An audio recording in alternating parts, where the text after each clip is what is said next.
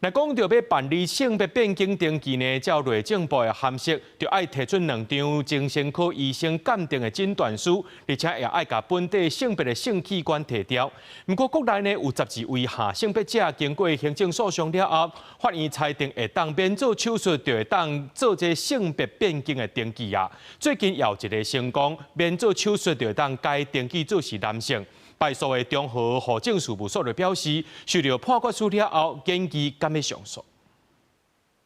我的性別我決定。這一擺出面來發聲，爭取免手術來換證。這一下性別者因為無完成性別登記手術，申請性別的變更是攏袂當。然後戶政機關拒絕，訴願嘛封駁回，一直到提起行政訴訟，才陸續出現轉機。會面統計，國內已經有12件勝訴確定的個案，即擺閣一擺有下性別人士伊的官司贏。當事人要動手術，不要動手術，他要怎麼決定他的身體？理論上是他決定好，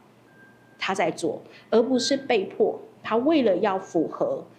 國家的這個要求，然後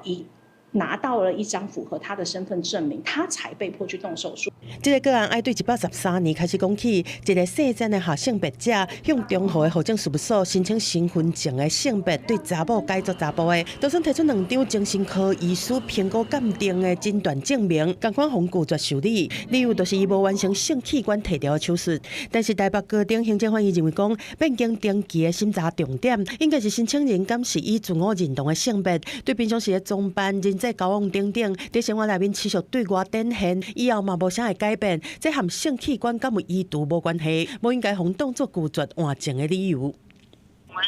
尚未就是收到那個紙本的這個判決，當等收到之後啊，我們會做一個研議，然後再來決定說後續要怎麼處理。下性別者要變更性別，照內政部的函釋，2張精神科鑑定診斷證明和性別登記手術的證明攏愛有，但目前至少有13件案件持續佇訴願和行政訴訟，爭取免手術換證。記者綜合報道。